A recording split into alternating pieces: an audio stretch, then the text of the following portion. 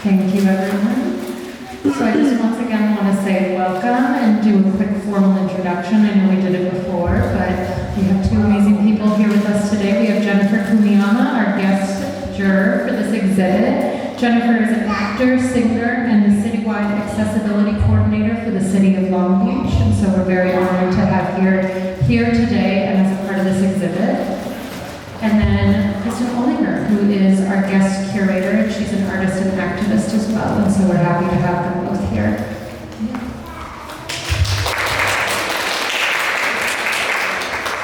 So I'll start with Kristen.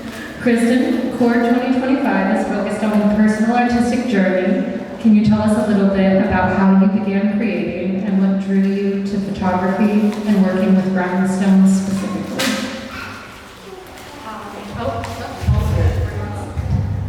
This is perfect.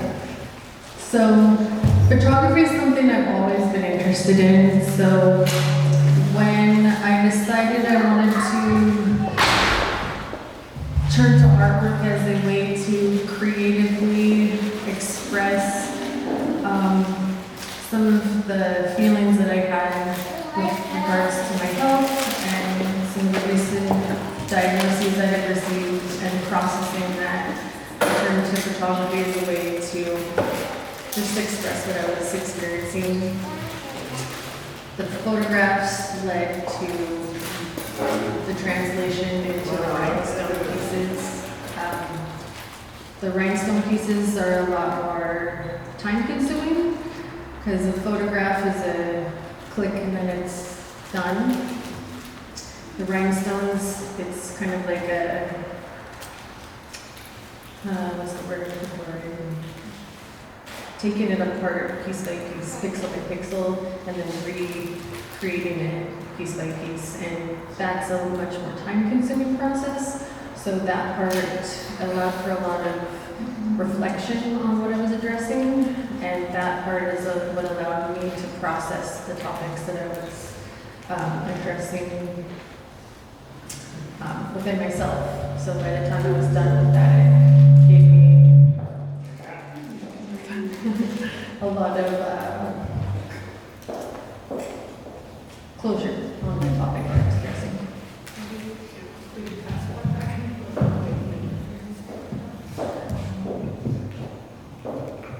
Okay.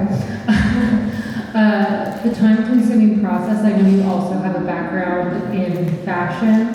How has that kind of found its way into your work as well? If any, thinking about the rhinestones also being kind of more time-consuming and meditative and intricate process. So the fashion. The fashion is a part of my background as well. I used to work at a bridal shop and we did a lot of fashion shows and that kind of stuff, so that's always been something that I've been drawn to, that was a lot of interest to me. For doing this kind of work for me, it was really important for me to incorporate the parts of my life before my diagnosis into this as well, because I feel like so many medical topics especially are depicted in such a sterile, clinical sense that I wanted to incorporate the things that I feel like were still me, which was my love of fashion, my love of old Hollywood glamour and that kind of stuff. So I wanted to kind of fuse those two things, the medical world and the fashion, if that makes sense. So they were both equally represented as a portrait that encapsulated both aspects of my personality and stuff. Hello. Sorry for the technical issues.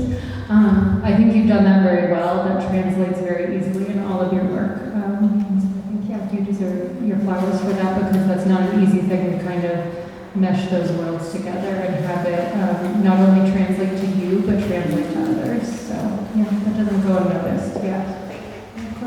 And then Jennifer, so this is your first time during an exhibit. Very exciting. What made you say yes to participating with us in this way. I think that the most beautiful thing about art is that no matter what your medium is that it comes from your soul. As a performance artist, there are few things that we all as humans can live without. Water, air, food, and the addition to that for me is singing. So seeing people's heart and souls, that's what drew me yes to being a juror for this. And I'm so happy that I said yes. This was a great experience. Well, thank you. We're so grateful to have you. The couple times that even I've worked with you has been a very wonderful experience, and so we're very grateful to have you here. What about the theme of personal artistic journey within the disabled community feels meaningful to you? What about the theme about personal artistic journey feels because everybody's journey is different. So no two journeys are going to be the same. Our journeys are our own, and I think those are to be cherished, right? It kind of brings me back to the saying or the response to the people, how are you doing? I'm blessed. But the blessing really is oftentimes a product of the struggles that have brought us to the point of, the fruition of beautiful art or finally being diagnosed or, getting a call back, whatever that may be. I think too, kind of going back to what you said before, other things than just food and water being necessary to have that creative outlet as well. Kristen, your work is centered around chronic illness and disability awareness. Can you tell us a little bit about how your personal journey with disability has influenced your art? Yeah, so my initial diagnosis came when I was 37 years old, and that was a very challenging time for me because the illness wasn't just shown up when I was 37. It had been there my whole life. So it was this weird place where I was processing and trying to figure out what normal was, because everything about my existence was, I was questioning. It was like being on the Truman Show or something about like what's real and what's not, and what's normal and what's not and stuff. So there was just so much that I was mentally trying to figure out, as well as just constantly going in for appointment after appointment, and it was just a lot. So I was looking for a way to visualize that experience in a way that I could share with other people, mostly like friends and family, just to try to convey like how overwhelming of an experience this was, because using words wasn't really like, I didn't feel like it was getting the point across of how just all-consuming and overwhelming this had become in my life. So I think you spoke a little bit too about your niece. Would you feel a little bit comfortable sharing about that as well, as how that has impacted your work? yeah, so the condition that I have is genetic, and so not only do I have this, but my sister does, and my sister has 4 children, and likely all of my nieces have it, but one of my nieces in particular, when she was born, she's been on a feeding tube since she was like 2 months old and has had multiple health issues. So I had completed, I think, my second piece of artwork, which at the time I had no intention of ever showing anybody, especially not in a public setting, my work. It was just really a cathartic thing for myself about just expressing what I was going through and, texting it to my friends and family about, oh, look, the last one I just did. And that was the second piece that I had completed. And I sent it to my sister, and she showed it to my niece, who was only like 2 years old at the time. And it was me holding my IV pole. And my niece saw it, and she said, "That's me." And something clicked in me about how important it is for other people that are growing up to see themselves visually represented, because these things are not represented visually. In my experience, again, for 37 years, because of my condition, it's an invisible illness. So I experienced so much of this behind closed doors. It wasn't something you talk about. You know, you don't talk about struggling. So I didn't want her to grow up feeling like it's a bad thing or that she's anything less than because she's needing extra help or anything like that. So I wanted to normalize her existence, not just for her, but for everybody else, to see these things and say there's nothing wrong with that. There's nothing, it's just another way of living. Yeah, I appreciate you sharing that. And thinking of the themes of connection, of you sharing that, and in the moment realizing how important it could be, I wanted to go back to Jennifer because the wide work you do and how you advocate, specifically within Long Beach, how do you see an exhibit like CORE fitting into your broader mission to expand opportunities for the disabled community?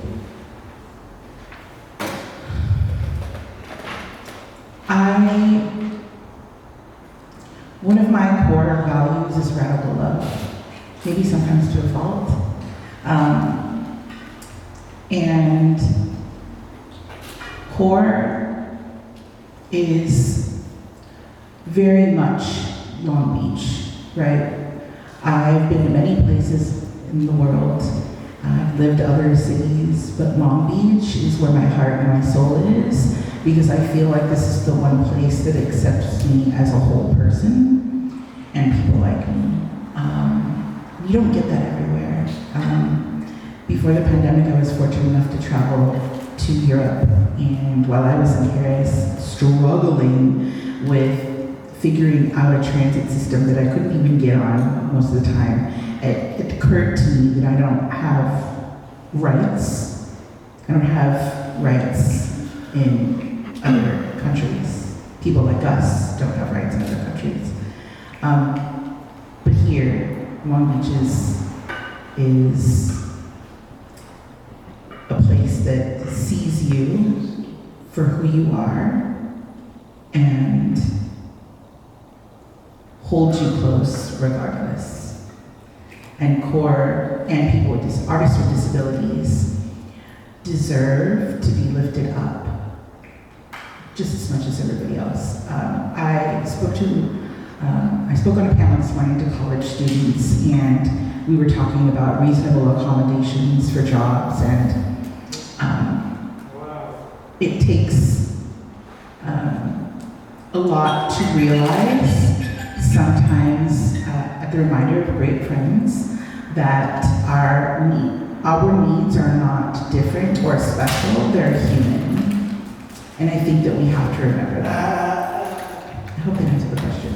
No, that definitely did, and I appreciate it. I think you're absolutely right that Long Beach is a very special area. I know, Kristen, you've expressed that as well, of coming from Palm Desert and how it's a little bit harder to get connected in the same way that you found being here.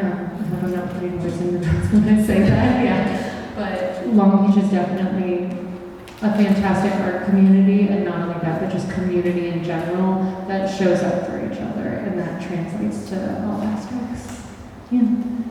And then, Kristen, could you give us a quick walkthrough of your creative process, just from the concept to final work, as we're behind 3 of your pieces currently? One of which is mine. Yeah, oh yeah. One of which is mine. Jennifer purchased it this evening, and so yeah. So you can see these are 2 styles of my work. So they start off with a photograph, and then I usually translate them into rhinestone pieces.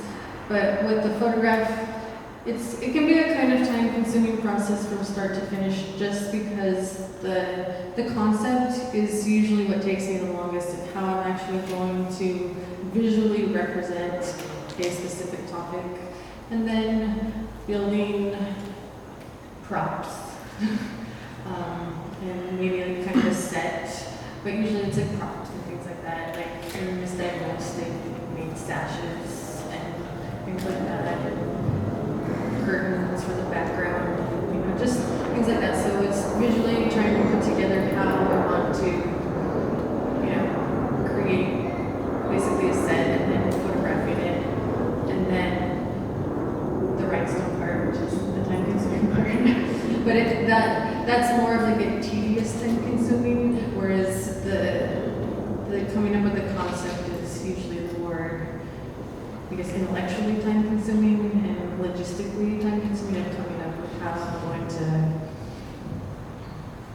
make it work photographically. I've learned a lot about what will and won't translate with rhinestones, because some things will work for a photograph, because a photograph can kind of capture everything, but it doesn't necessarily work to translate with the rhinestones, so there's a lot of trial and error in there.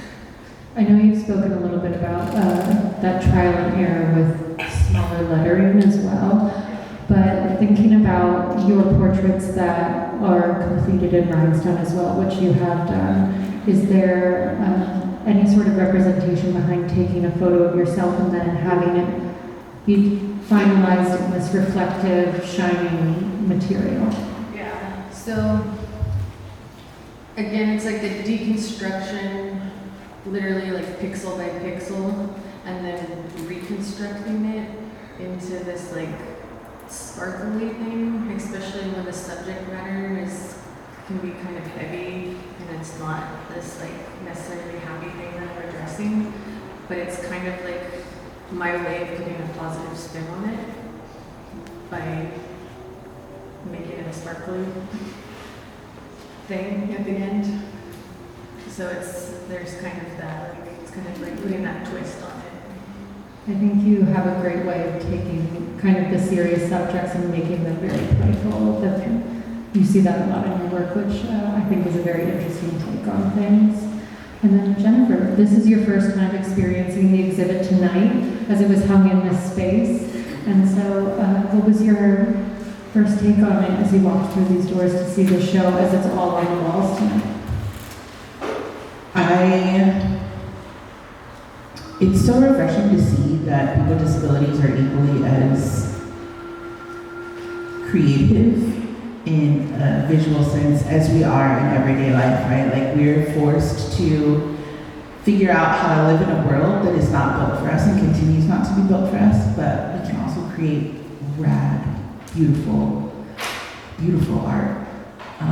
But it's just so nice to soak it all in and see people's passion and heart and soul on the walls. Yeah, I'm glad that you got to experience it while everyone was here, that it wasn't just you walking into the gallery space by yourself or with just a handful of us here, but that throughout the night you've been able to connect with a lot of the artists who are here to celebrate their work on the walls. I think that also just makes it that much more impactful to be here. So thank you. Bravo, Jennifer. Thank you, Greta. And then, Jennifer, you hadn't met Kristen until a couple weeks ago at our stop motion film premiere down the street at our other building. But both of you are committed to access, storytelling, and visibility. That's one of the things that kind of brought us to connect you both for this exhibit. But you specifically, Jennifer, as someone who's worked in performance, policy, and public service, how do you see art as a tool for change? Oh gosh, art is, I think, the OG form of resistance, in many ways. So we talk about, like, you know, musically, visually, but it continues to be the center of what gets people to think outside of their boxes. And it continues to bring people from all aspects of life together, which, especially in a time right now, is very critical. And I think that will stand true through the test of time, like through time. You know, art will always be what connects people different people from different places, different lived experiences, and all of it. And going back to what Kristen said too, of like her niece seeing the artwork for the first time and feeling that connection, and I know Harmony too, I don't know where you're seated, but yeah, we were speaking a little bit about something similar earlier and how art is kind of this big connector through people, so yeah, great point. Yeah.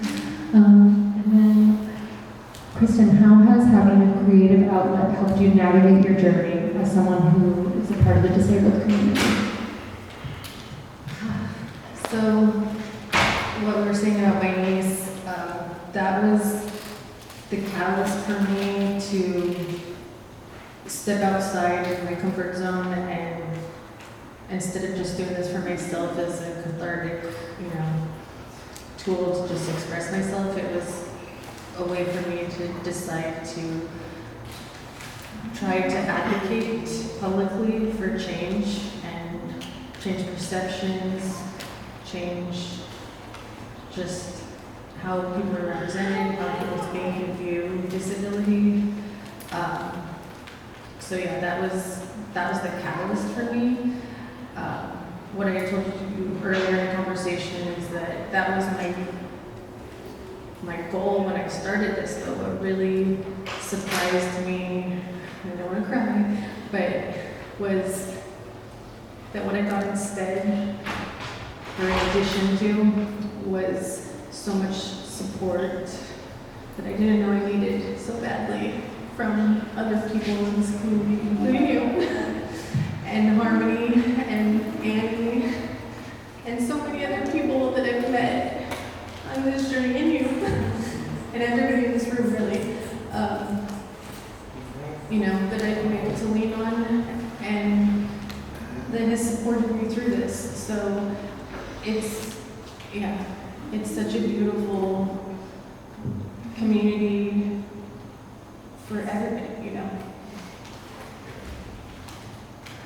Yeah, I think art can be, like everyone was saying, like a great connector to everyone, breaking down people seeing themselves within work, or maybe challenging people to ask questions within themselves, like you were saying, Jennifer, art being needed in this time where, maybe to be confronted with some things, but in an expressive way that's a little bit easier to connect with people. But sticking with the things of connection with Jennifer, you are a great connector, just interpersonally as well, including with us through many things. How do you approach opportunities to help bridge creative work and the community's empowerment? I'm always going to be pro-disability in every single solitary space that I'm in. And that's because I don't think that people really see us as whole people, but we are. And the fact that we literally have to, we're literally warriors. Every single day we battle a world that, again, is not built for us. But I think that if we weren't supposed to be connected in some sort of way, we would all have the same exact ability. But the fact that we were created differently, with different levels of ability, and we, rely on each other to live this life, is proof that connection is supposed to be the life that we're supposed to live. We're supposed to live an interconnected life. I mean, that was really well said. Keeping connections and how it's so easy to see yourself and others flourish when you find those connections and how they show up for you in the world. And then sticking with that, Kristen, Core 2022 or 2024 was your first time showing with us in the gallery. I was just hoping you could say a few words about how you got connected to us and what kind of began your journey here with us at Able Arts Work. Well, again with my niece and deciding that I wanted to put myself out there in a public sense, I decided to send out some emails because I was like, well, where do you show disability art? You know, like I put in a Google search, where do you do that? Because I didn't know where to start. And I found about 5 places in the United States that I found that I even, came up on a Google list, and Able Arts was on there. And you guys were the only one that was even like close by. And you were the one that responded to me. And so that was my first show, and that's meant everything to me because it's given me that baby step to try. It's given me that confidence to try.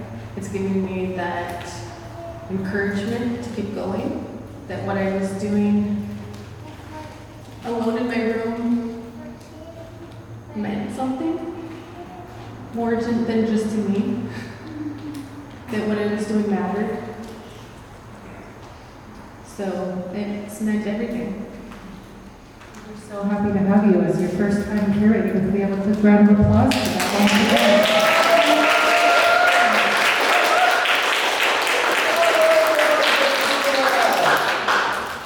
Thank you. What does it mean to both of you to be a part of tonight and an exhibit like this? I know Kristen, you kind of just touched on that. So yeah, but specifically for 2025, yes, for 2025. I love being surrounded by my people, and we're each other's people. It reminds me that I'm not alone, and that our struggles, while different, is what makes us cream of the crop human beings, and the masters of creativity. Anything you wanted to add to that as well? That's okay. What does it mean to you to be a part of tonight and an exhibit like this? It means everything. It means so much to have, again, the support here, the eyes on this kind of work, the community of just coming together for this. And then this will be the last question, because I do believe we're out of time, but then we'll have some moments for questions if anyone has one. But if someone is new to disability-centered or created art, or maybe hasn't thought much about accessibility in the arts, what do you hope that they take away from this exhibit and tonight? No, of course. If someone is new to disability-centered or created art, or maybe hasn't thought much about accessibility in the arts, what do you hope they take away from this exhibit and tonight? There's a huge importance of bringing equity to any aspect of life, but when you bring equity to art, you get art, period. It's not art by disabled people, it's art. Same, really, but that look what all has been created here, and this is, everybody deserves a seat at the table.